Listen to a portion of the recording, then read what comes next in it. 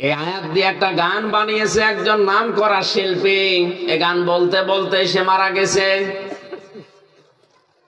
যে যেমন নাচাও তেমন নাচি, বোতলের কি দোষ, এরকম একটা গান শোনেনি? এই গানের গোড়া আপনারা তো লাইনে না, এই লাইনের লোক নেই এখানে। এই যে দুনিয়া কিসেরও লাগিয়া, কত যত্নে গড়াইছে সায়, যেমন নাচাও তেমনি নাচি, বোতলের কি দোষ। এই কথা বলে আজ অনেকে নিজেকে সেভ করতে চাচ্ছে। এই কথা মুশরিকদের। লাউ শা আল্লাহু মা আবাদনা মিন দুনিহি মিন শাইইন নাহনু ওয়ালা আবাউনা ওয়ালা হারামনা মিন দুনিহি মিন শাই। ১৫০০ বছর আগে মুশরিকরা এটা বলতো যে আল্লাহ যদি চায় তাহলে আমরা আমার পূর্বপুরুষেরা শিরিক করতাম না, আল্লাহ চাচ্ছে এই জন্য আমরা করি। অনেক মানুষের প্রশ্ন, আমার কপালে যা লেখা আছে আমি তো সেইটাই করব, এটা আমার দোষ কি? বলেন এটা বলেন না কেন? সবে কদরে সবে বরাতে যেহেতু আমার ভাগ্য লিপিবদ্ধ হয় যে ১ বছর আমি কি খাবো কি করব, তাহলে আমার খারাপ হওয়ার পেছনেও দায়ী আল্লাহ, ভালো হওয়ার জন্যও দায়ী আল্লাহ। আমার কোনো অসুবিধা নেই। মানুষের ভাগ্য ২ প্রকার, এটা সঙ্গে সঙ্গে লেখা হয় আর একটা আগের থেকে লিখে রাখা হয়। এই যে মোবাইলটা, কোথায় চাপ দিলে খুলবে, কোথায় চাপ দিলে এটা বন্ধ হয়ে যাবে, এটাকে এখন আমি দিলাম নাকি যখন বানিয়েছে তখন দেওয়া আছে? এক কথা বলে না কেন? যখন বানিয়েছে তখন এর ভেতরে ডিভাইস দেওয়া আছে যে আপনি লাল বাটনে টিপ মারলে এটা বন্ধ হয়ে যাবে, সবুজ বাটনে টিপ মারলে এটা খুলবে, এটা দেওয়া আছে। মনে করেন ৫ বছর আগে যখন এটা বানিয়েছে।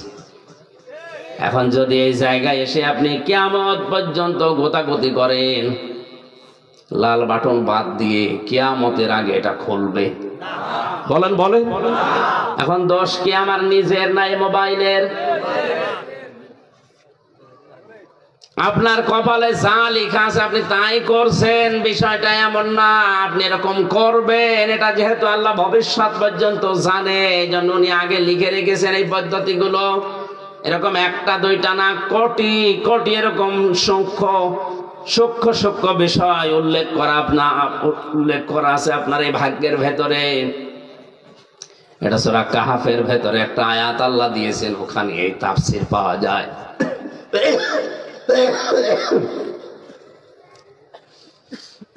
কক্সবাজারবাসী একটু খেয়াল করে শোনেন। আমরা বাস্তবে যেটা মনে করছি, মুশরিকরা যেটা বলতো আমরা ওটা বলে পার পেয়ে যাবো। এই গান লিখেছে যে ও তো এই কথার দিকে তাকিয়েই লিখেছে যে আমার তো কোনো দোষ নেই। না, আপনার থেকে আগে থেকে এই ডিভাইস গুলো দেওয়া আছে যে এই রাস্তায় গেলে আপনি জান্নাত পাবেন, এই রাস্তাগুলোয় গেলে আপনি জাহান্নাম পাবেন। এটা আগে থেকে লিখে দিয়ে কিতাব আকারে আল্লাহ আমাদের আরো বেশি দয়া করে পাঠিয়ে দিয়েছেন কোরআন। প্রশ্নপত্রে হাতে পাওয়ার পরেও যদি কোনো মানুষ ফেল করে, এ দোষ আল্লাহর না ওর কপালের। আল্লাহ রাব্বুল আলামিন বলেন রাসূলদের দায়িত্ব শুধু ছিল পৌঁছিয়ে দেওয়া সঠিক, তাছাড়া তাদের আর দায়িত্ব ছিল না। কারণ তাদের হাতে ক্ষমতা নেই, বিত্ত বৈভব টাকা পয়সার মালিক তারা বেশি ছিল না। মাত্র 2 জন নবী ছিল দুনিয়াতে, বাদশাহ, আর বাকি নবী অধিকাংশ সব ছিল গরিব মানুষ। হযরতে সুলাইমান নবী, হযরতে দাউদ নবী, এই 2 জন বাদ দিয়ে পৃথিবীর সব নবী ছিল কি? কেউ রাজা ছিল, কেউ বাদশাহ ছিল, সব সাধারণ মানুষ ছিল। এদের দায়িত্ব কি ছিল জানো? ওয়ালাকাদ বা'আসনা ফি কুল্লি উম্মাতির রাসূলা। রসুলা দেয়নি, রসুলা বহু বছর, 1 বছর দিয়েছেন। খুব ভালো করে খেয়াল করেন, ওয়ালাকাদ শব্দ শুরু করার আগে আল্লাহ লাকাদ দিয়েছেন। লাম একটা, কদ একটা, যদিও লাকাদি একটা, এরপরে আবার লাম একটা, কদ একটা, 2 বার তাকিদ দিয়ে গ্যারান্টি দিয়ে আল্লাহ আগের আয়াতের সাথে মিল করে বললেন, আমি প্রতিটি জনপদের জন্য রাসূল পাঠিয়েছিলাম। প্রত্যেকটা রাসূলের কর্মসূচি ছিল 2টা। প্রতিটি নবী তার জাতির লোকের কাছে এসে এই কথা বলতো, আনিবুদুল্লাহ, আল্লাহর ইবাদত করো। কার? বলেন বলেন কার? আপনি মিলাবেন এখান থেকে আদম নবী থেকে শুরু করে মুহাম্মদুর রাসূলুল্লাহ পর্যন্ত প্রত্যেকের দাওয়াতের পদ্ধতি দুইটা। প্রতিটি নবী এসে বলেছে আনি আবুদুল্লাহ, আল্লাহর ইবাদত করো। এইজন্য নবীদের ইবাদতের ভেতরে কোনো ঝামেলা আমরা পাইনি। হযরত আদম নবীর ছিল লা ইলাহা ইল্লাল্লাহ, কালেমার শেষের অংশ হয়তো নামের সাথে মিলিয়ে পাল্টে গেছে।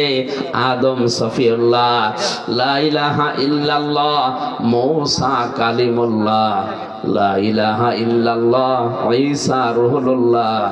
আমাদের ক্ষেত্রে আছে লা ইলাহা ইল্লাল্লাহ মুহাম্মাদুর। জবান খুলে কালেমা পড়েন লা ইলাহা ইল্লাল্লাহ মুহাম্মাদুর রাসূলুল্লাহ।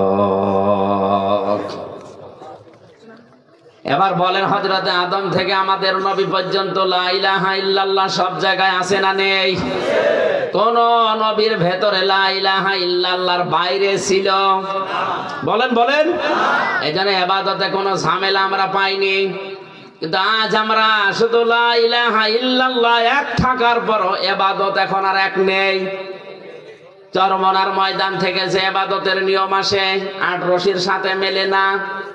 এক কথা বলা লাগবে, চরমনার ময়দানের জিকির একরকম, আট রশির জিকির আবার আর এক রকম, ফোরফোরার শরীফের জিকির আবার আর এক রকম, চট্টগ্রামের মরহুম মাওলানা আব্দুল সাব্বারের জিকির আর এক রকম।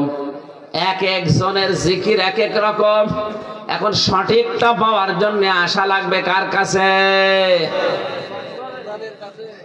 কোরআনে কারীম জানিয়েছে জিকির করার পদ্ধতি চারটা। কয়টা? শব্দ চারটা। কয়টা? আপনি যদি জিকির করেন ইবাদত হিসাবে, জিকির কিন্তু একটা ইবাদত। জিকির কি? ইবাদত হিসাবে করলে অবশ্যই নবীজি তার জীবনে এটা করেছে না করে নাই? নবীজির এই 63 বছরের জীবনে 23 বছর যেটা নবুয়তের জিন্দেগি, অবশ্যই তিনি জিকির করেছেন, না তো কোরআনে থাকতো না। এই কথা বলা লাগবে। জিকির উনি করেছেন কয়টা শব্দ দিয়ে? চারটা। বলেন কয়টা? পদ্ধতি ছিল চারটা। কয়টা? আল্লাহ রাব্বুল আলামিন বলেন আযকুর রাব্বাকা ফি নাফসিকা তাদাররুআন ওয়া খাইফাতান ওয়া দুনাল জাহরি মিনাল কওলি বিল গুদুবি ওয়াল আসাল।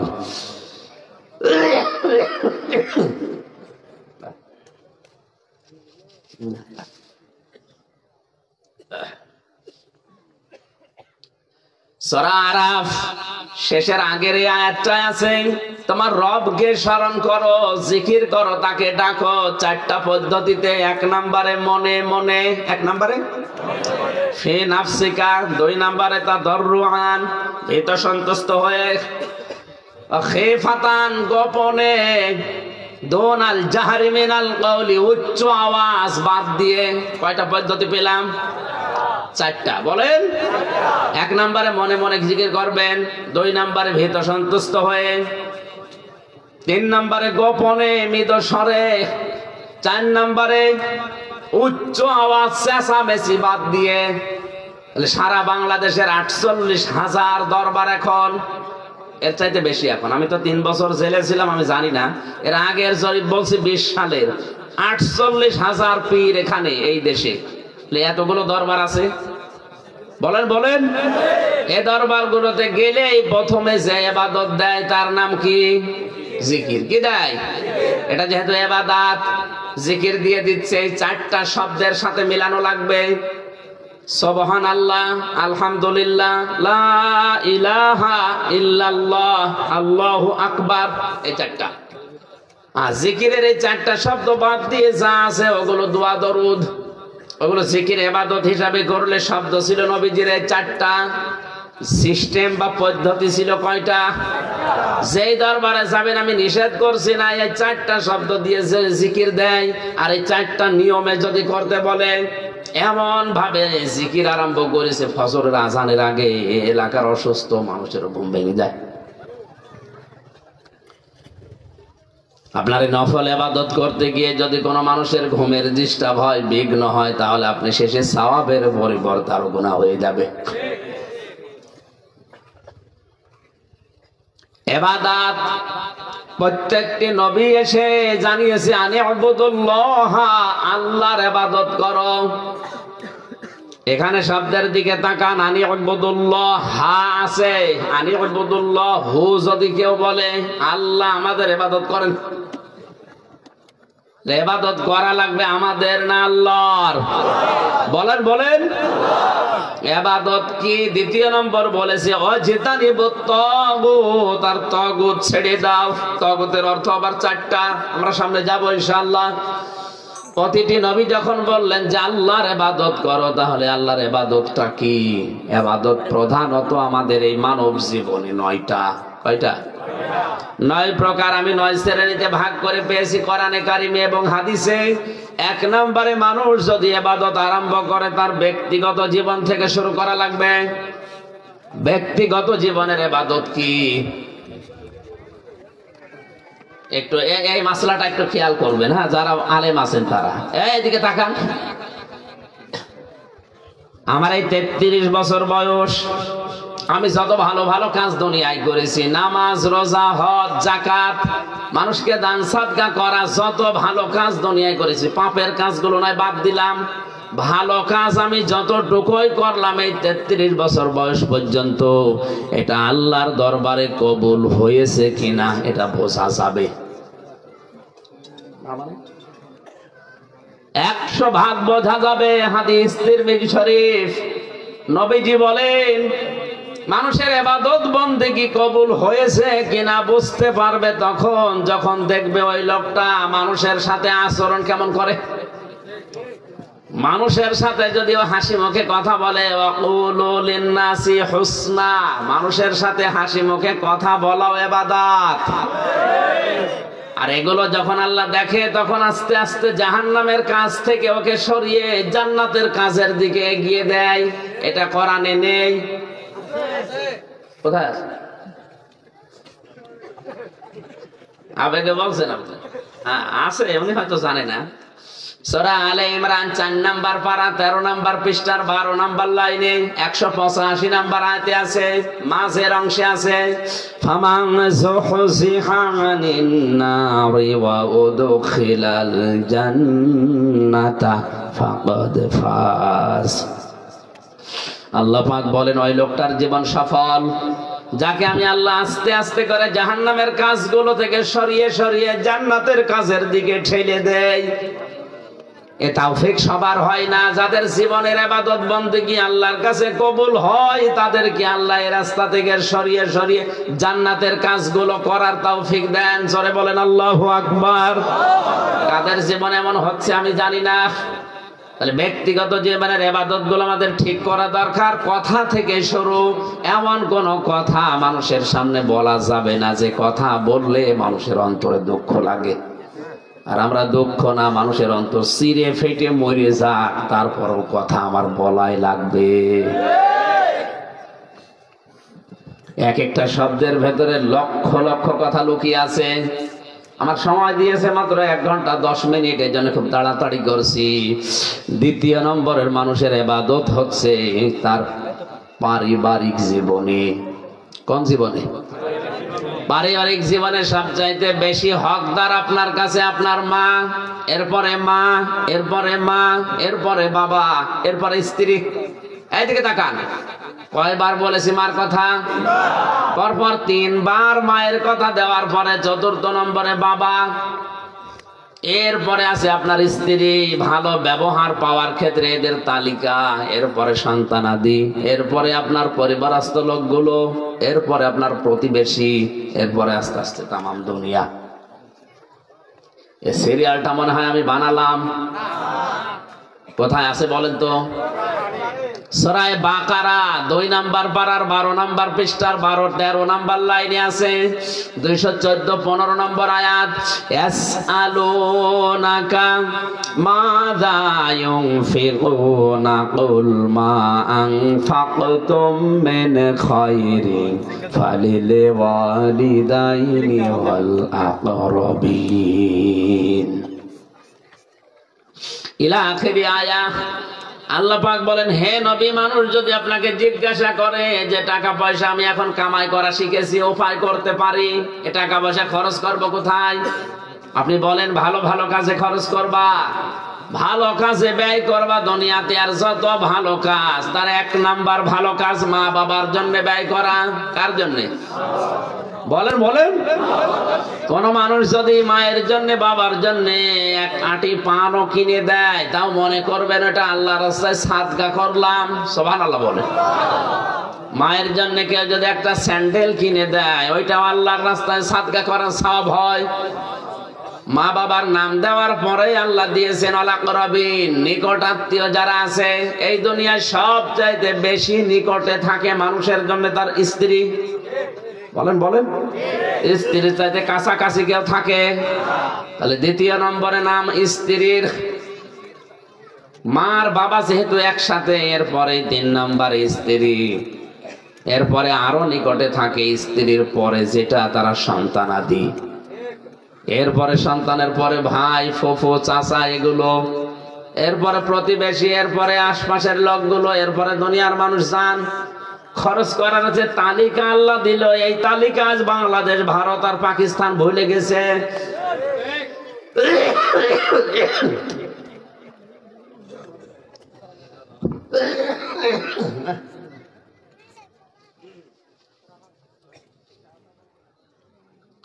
বাংলার মুসলমানেরা আল্লাহর দেওয়া তালিকা বাদ দিয়ে মা বাবা, স্ত্রী, সন্তান, নিজের নিকটস্থ লোক, আত্মীয়, প্রতিবেশী, এগুলো বাদ দিয়ে একবারে আপনি যদি সিলেটে চলে যান, ওটা কিয়ামতের আগে কবুল হবে? অধিকাংশ মানুষ তো তাই করে। এই শীতে মায়ের খবর নেই, বাবার খবর নেই, স্ত্রীর জন্য খরচ নেই, সন্তানের জন্য নেই, উনি দোয়া চাওয়ার জন্য চলে যাচ্ছে সিলেটে আর বরিশালে। এই কথাগুলো বলতে গেলে ওদের ব্যবসায় ভাটা পড়ে, বিশেষ করে বেশি ভাটা পড়ে ফরিদপুরের ওদের। তখন ওরা আন্দাজে একটা কথা ছড়ায় যে উনি পীর বিরোধী, উনি বাবা বিরোধী। হ্যাঁ, আমি বাবা বিরোধী, আসল বাবা না, নকল বাবা গুলো। আল্লাহর কসম, কোরআন আমার সামনে আছে। আল্লাহর এই তালিকা বাদ দিয়ে কেউ যদি বরিশালে, কেউ যদি সিলেটে, চট্টগ্রামে এদেরকে খাওয়াতে যায়, ওদের খাওয়ানো আর ছাগল খাওয়ানো সমান। কি ওদের না খাওয়াইয়ে ছাগল খাওয়ানো ভালো? কারণ ছাগল জবাই করলে গোশত পাওয়া যাবে, আর ওদের এমন এমন শরীর, জবাই করলে গোশত খাওয়া যাবে। অধিকাংশ পীর নামে কলঙ্ক, এত বড় বড় পেট, মহিলারা লজ্জা পায়। আল্লাহ ছেলে মেয়ে হয় আমাদের, আর পেট হয় কি ভড়ি বানিয়ে, এত বড় বড় ভড়ি হয়। ও কোন মারা যায় ভড়ির উপরে, আওয়াজ হয় ফটফট করি। 2টা জিনিস বাদ দিলে ওর কিচ্ছু নেই, একটা জহব্বা আর পেট, এই 2টা বাদ দিয়ে দেন, কিচ্ছু থাকে না। দুনিয়াতে যত নবী আল্লাহ পাঠিয়েছিলেন, যত ওলি আল্লাহ আমরা নাম শুনি, প্রত্যেকটা নবীর, প্রত্যেকটা ওলি আল্লাহদের পেট ছিল ছোট, বুক ছিল বড়। আর আমরা এমন ওলি, বুক খুঁজে পাওয়া যাচ্ছে না, শুধু পেট। কোলাকুলি করতে গিয়ে আপনি পাবেন না, ধাক্কা লাগবে পেটের সাথে।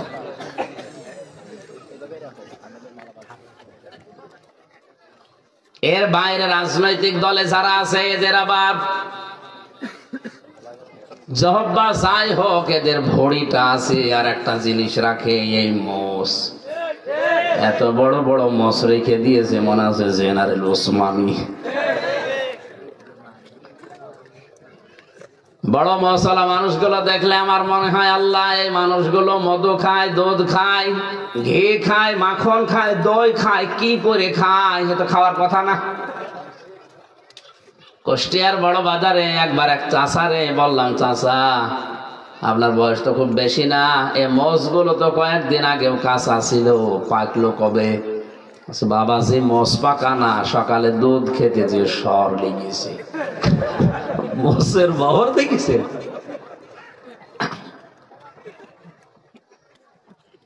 খরচের তালিকাটা সূরা বাকারা থেকে আপনি নেবেন। পারিবারিক জীবনের ইবাদতেও হাজার হাজার কথা আল্লাহ দিয়েছেন। 3 নম্বরে আমরা পাই সামাজিক জীবনের ইবাদত। সমাজ যে একটা ইবাদতের জায়গা, এটা আজ আমরা ভুলেই গেছি। জাহান্নামে যাওয়ার যতগুলো কারণ আমি কোরআনে পেয়েছি উল্লেখযোগ্য 4টা। তার 2 নম্বরেই অলাম না কুনুতিমুল মিসকিন, যারা এতিম মিসকিনদের খাবার দেয় না, খোঁজ খবর রাখে না, দারিদ্র মুক্ত সমাজ গঠনের জন্য ভূমিকা পালন করে না, এরা নামাজ পড়, এরা মুসলমান দাবি করলেও জাহান্নামে যাবে। আব্দুল্লাহ বিন মুবারকের সামাজিক জীবনের ইবাদত লক্ষ্য করেন। এত বড় আলেম যার নাম এখানে এমন কেউ নেই জানে না। উনি হজে যাওয়ার জন্য টাকা জোগাড় করলেন, বেডিং খাতা বেঁধে যাবেন। হঠাৎ করে দেখেন তার ছোট্ট একটা ছেলে 8, 9, 10 বছর বয়স হবে, কাঁদতেছে। ডাক দিয়ে বলে, বাবা কাঁদো কেন? ছেলেটা বলে, আব্বা আমি ওই পাড়ায় গিয়েছিলাম, যে দেখি ওরা গোশত রান্না করছে, আমি চাইলাম আমারে দিল না, আমার গাড়ি ধাক্কা দিয়ে তাড়িয়ে দিল, আমার মনে দুঃখ লেগেছে, এই জন্য আমি কাঁদছি। আব্দুল্লাহ বিন মুবারক সন্তানের কান্না থামানোর জন্য নিয়ে গেলেন ওই লোকটার বাড়িতে। বাড়িতে যে সালাম দিলেন, আসসালামু আলাইকা ইয়া আসসালামু আলাইকুম ইয়া আহলাল বাইত। বাড়ির ভেতর থেকে মালিক বেরিয়ে দেখে আব্দুল্লাহ বিন মুবারক দাঁড়ানো। হুজুর এত বড় আলেম আমার বাড়ির সামনে, চলেন ভেতরে, কি করি আপনার জন্য? উনি বললেন, না আমার এই সন্তানের কান্না থামানোর জন্য আমি এসেছি। তোমাদের বাড়িতে গোশত রান্না হয়েছে? বলে হ্যাঁ। আমার ছেলেটা এসেছিল? বলে হ্যাঁ। সে এসে? বলে হ্যাঁ। দাও না কেন? কথা বলে না। চোখের পানি ফেলে দিয়ে বলে, হুজুর দুঃখের কথা বলবো কি, আজ 3 দিন আমার বাড়িতে আগুন জ্বলছিল। আমি ময়দানে গিয়েছিলাম কাজের সন্ধানে, কিন্তু কাজ পাইনি। প্রতিমধ্যে আসার সময় দেখি একটা রাস্তার পাশে মরা গরু পড়ে আছে। জীবন বাঁচানোর তাকিতে চামড়া ছিলে ওই গোশত নিয়ে এসেছি। পরিবারস্থ লোকদের জীবন বাঁচানোর তাকিতে এটা আমরা খাচ্ছিলাম, আমাদের জন্য ওটা জায়েজ আছে, কারণ আমাদের উপায় নেই এখন। কিন্তু এই ছেলেটা তো আপনার, আমি চিনি আপনাকে, ছেলেটাও চিনি, আপনি তো সাহেবে মাল, আপনি তো ধনী মানুষ। যাকাত ফিতরায় আপনারা খান না, আরো দেন। এ মরা গরুর মাংস আপনারা খাবেন, এ মরা গরুর গোশত যদি আপনার ছেলেকে না দিয়ে ভুল করে থাকি, মেহেরবানি করে আমারে মাফ করে দেন। আব্দুল্লাহ বিন মুবারক কেঁদে ফেললেন, ডাক দিয়ে বলে, আল্লাহর বান্দা আপনি আমার এলাকায় বাস করেন, এত বড় কষ্টে আছেন, আমি খোঁজ নিতে পারলাম না, কিয়ামতে আমার এই আল্লাহর কাছে আসামির কাঠগড়ায় দাঁড় করাবেন না? বলেন দাঁড় করাবেন না? বলেন। বারবার ওনার হাত চেপে ধরে, পা চেপে ধরে, বারবার ওনার কাছ থেকে মাপ চাওয়ার চেষ্টা করে। দৌড় দিয়ে বাড়িতে গিয়ে হজে যাওয়ার টাকাগুলো নিয়ে আসলেন, ব্যাটিং খেতা খুলে ফেলে দিলেন, বললেন যাব না।